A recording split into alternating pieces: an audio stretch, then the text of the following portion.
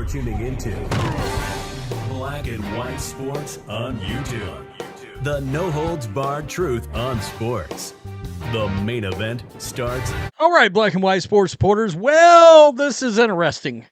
You guys know I've made a couple of videos on this. This is going to become a bigger and bigger story. The NFL and the NFL Referees Association, which is their version of a players union, referees union, they're headed towards a battle. And the NFL is already getting their ducks in a row, looking at low-level college refs, high school refs. The last time they had this situation that led to the Fail Mary, they're already calling this the Fail Mary too. I shit you not. They're already calling it that. The last time this happened, they looked at junior high referees and had some in there. Well, of course, Pat McAfee has the Pat McAfee Show. He's a former player, played for the Colts. He has come out and he's talking about how the NFL cannot allow this to get to the point of, having these low-level referees in there. It's a disaster. But the problem here is the NFL is, believe it or not, the NFL is trying to improve officiating. All right? They'd like to see the referees go through these programs, training, blah, blah, blah, embrace technology. And the Referees Association, they don't want nothing to do with it. They want everything to just stay the same. Well, that's a disaster, okay? The officiating is not good like it is. Now, granted, it's going to be damn disastrous if they get to the point of a referee lockout or strike or whatever it is they're going to end up doing on either side. If it's the NFL doing it, it'll be a lockout. If it's the refs, it'll be a strike. But let's just take a look at this, okay? The league issued a statement about where this is headed, all right? On Thursday, the league issued a lengthy comment blaming the development on the NFL Referees Association. The development being looking for replacement referees already. So the NFL is saying, yeah, we're looking for replacements, and it's the Referees Association's fault that we're having to do that. They're kind of not wrong here, all right? They're not wrong. Quote, in almost 2 years of negotiations, the union has made no effort to work with us on the goal that we should all share, ensuring an officiating culture that's centered around performance and accountability. Well, here's the other thing. The NFL needs to embrace the idea of paying referees well and full time. And I don't think the NFL wants to do that, but I don't know if the referees would want to do it, because a lot of them have these successful careers as lawyers and shit away from the NFL. Ensuring an officiating culture that's centered around performance and accountability. Boy, they need more accountability. There ain't no doubt about that.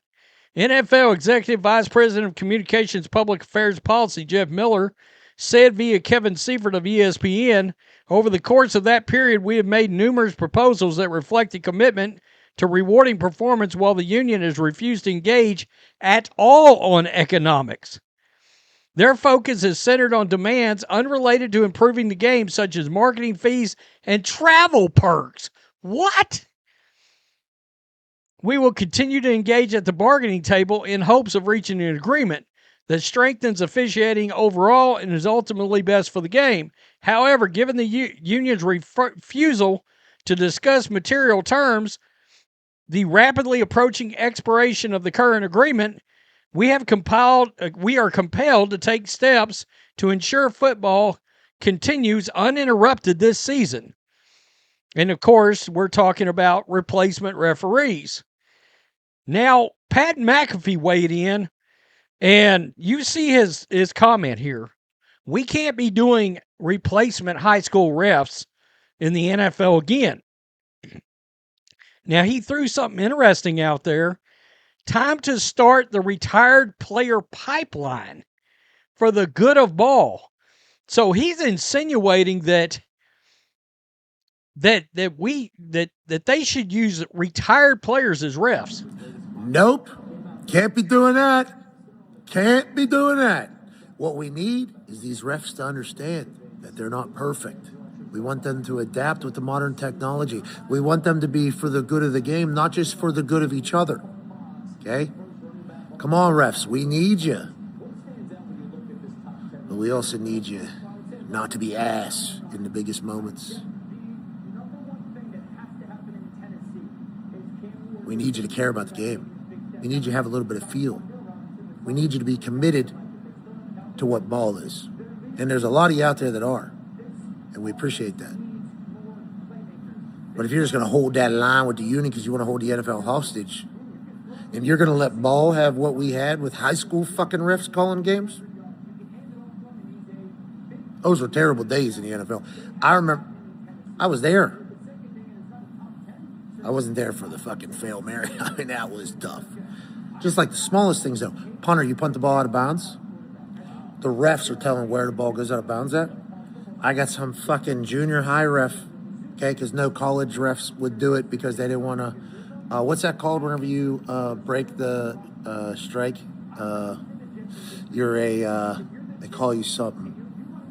A scab. Nobody wanted to be a scab. So any college ref that could potentially be an NFL ref didn't want to do it because they didn't want to fucking piss off the union. They didn't want to be a scab. Okay, scabs are people that break union and go work whenever a strike is happening or whatever the case. So we had junior high and high school fucking refs that knew they had no chance of being NFL refs, reffing NFL games. That can't happen. That cannot happen. But we also can't just hand over complete control and lack of accountability to these refs. We need to work together for the good of ball. For the good of fucking ball. Okay, so that was his comment about a potential strike, yada, yada, yada, and who's going to replace. And then again, he said, time to start the retired player pipeline for the good of the game. Now, okay, I get it. You bring in people that's been involved with the game. They're more athletic.